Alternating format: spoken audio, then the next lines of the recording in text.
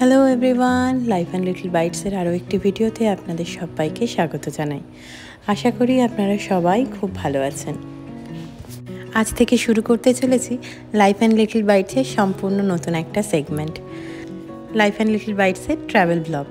যে সমস্ত জায়গাগুলোয় আমরা ঘুরে বেড়াই বা আমাদের আশেপাশে যে সমস্ত দর্শনীয় স্থানগুলিতে আমরা যাই, এবার থেকে ভাবছি ব্লগের বাইরেও সেই সমস্ত জায়গার উপর ভিত্তি করে একটি করে ভিডিও আপনাদের সাথে শেয়ার করব।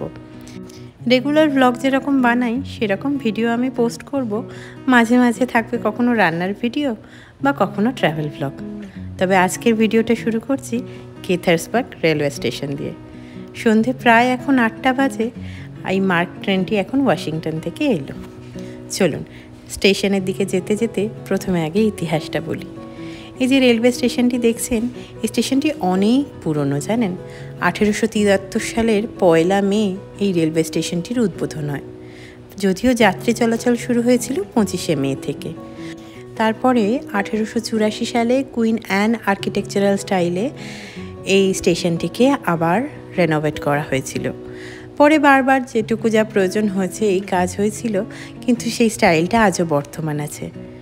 রিসেন্টলি 1978 সালে এই গেথার্সবার্গ রেলওয়ে স্টেশনটিকে ন্যাশনাল রেজিস্টার অফ হিস্টোরিক্যাল প্লেসেসে যোগ করা হয়েছিল। যদিও স্টেশনটি দেখেই বোঝা যায় সেই পুরনো স্থাপত্যের ছাপ জায়গায় জায়গায় আজও রয়ে গেছে। এই যে বিল্ডিংটি দেখতে পাচ্ছেন, এটা এখানকার রেলওয়ে মিউজিয়াম। যদিও আমরা সন্ধ্যাবেলায় গিয়েছিলাম বলে মিউজিয়ামটি বন্ধ হয়ে গিয়েছিল, পরে কখনো দিনের বেলায় গেলে আপনাদেরকে দেখাবো। এখানে একটি বোর্ড লাগানো রয়েছে যেখানে মার্ক ট্রেনের ম্যাপ, টাইম টেবিল, ফেয়ার সমস্ত কিছুই লেখা রয়েছে। গেথার্সবার্গ থেকে ওয়াশিংটনে যেতে প্রায় খরচ পড়ে $6 মতো। যদিও আপনি উইকলি বা মান্থলি পাসেসও নিতে পারেন, আর এই সমস্ত জিনিসটাই অনলাইন বা অ্যাপে হয়ে যায়। অফলাইন যে একেবারে নেই তা নয়, সেক্ষেত্রে আপনাকে আবার এক্সট্রা চার্জেস দিতে হবে। তবে এই পুরো রেল স্টেশনে কিন্তু কোনো টিকিট কাউন্টার নেই। অফলাইন যাও আছে, সেটা ট্রেনে উঠে ওখানকার ভেন্ডিং মেশিন বা যদি কোনো টিকিট ভেন্ডার থাকে তার থেকে আপনি নিতে পারেন। এখানে একটি খুব সুন্দর স্মৃতিসৌধ টাইপের করা রয়েছে, যেখানে এই যে স্টেশনের হিস্ট্রিগুলো ছোট ছোট ফলকে ওনারা লিখে রেখেছেন, আর রেখেছেন কিছু বসার জায়গা। তবে একটা খুব সুন্দর জিনিস দেখলাম, দেখুন এই যে এখানে বুক বক্সটা করা রয়েছে, এখান থেকে আপনি নিজের পছন্দের বইটি নিয়ে পড়তে পারেন, বা আপনার যদি কোনো পছন্দের বই যা আপনার পড়া হয়ে গেছে আপনি চান অন্য কেউ পড়ুন, আপনি এখানে রেখে দিতে পারেন। কত বই জমিয়ে রেখে দিয়েছেন দেখুন। ইচ্ছে ছিল একটা বই নিয়ে আসার, সত্যি বলতে কি গৌরিককে সামলে আর বই পড়ে ওঠার সময় আপাতত করে উঠতে পারছি না। আবার যখন বই পড়া রেগুলারলি শুরু করব, অবশ্যই এখানে এসে কখনো কোনো প্রিয় বই নিয়ে যাব। তবে দেখেছেন এখানকার রেল স্টেশনের ফিশ প্লেটগুলো কিন্তু এখনও কাঠের। আমাদের দেশে কাঠের ফিশ প্লেট এখন খুব কম দেখা যায়, এনারা এখনও কাঠের ব্যবহার করে চলেছেন। আর ওই যে দূরে দেখছেন কাঁচের ঘরটা, এটা হচ্ছে এনাদের যাত্রী প্রতীক্ষালয়।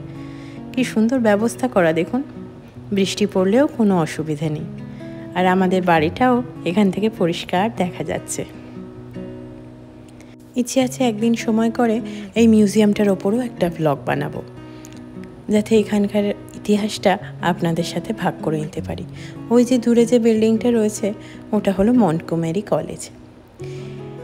এই যে রাস্তাটা দিয়ে আমরা এখন যাচ্ছি, এর ডান দিকটাতে হিস্ট্রি পার্কটা রয়েছে, আর বাঁ দিকটাতে ছিল একটা ক্যাফে। ক্যাফেটা যদিও ততক্ষণে বন্ধ হয়ে গেছে। যতক্ষণে আমরা এসেছিলাম প্রায় তখন রাত্রির 9টার কাছাকাছি। এখানে যদিও তখনও রাত্রির হয়নি, বিকেল তখনও চলছে। এখানে খুব সুন্দর বসার ব্যবস্থা করা রয়েছে জানেন, আর সামনে বাচ্চাদের খেলার জায়গা আর একটা ছোট্ট ওয়াটার ফাউন্টেন মতো। ওয়াটার ফাউন্টেন বলতে বাচ্চাদের খেলার জন্য। এই যে গৌরিক যেভাবে খেলছে, একটু একটু করে জল বেরোয় আর বাচ্চাগুলো সেই জলগুলো নিয়ে খেলতে থাকে। যদিও এখন প্রায় ফাউন্টেন বন্ধ হওয়ার সময় হয়ে গেছে, তাই অধিকাংশ ফাউন্টেন এনারা বন্ধও করে দিয়েছেন। গুটি কয়েকই বাচ্চা ছিল। এনারা মোটামুটি ফাউন্টেনগুলো 4:30, 5টা থেকে শুরু করে রাত্রি 9টা পর্যন্ত খোলা রাখেন। গৌরিক এখানে একা একা খেলছে দেখে এই মিষ্টি ছোট্ট মেয়েটি এলো গৌরিকের সাথে খেলা করতে।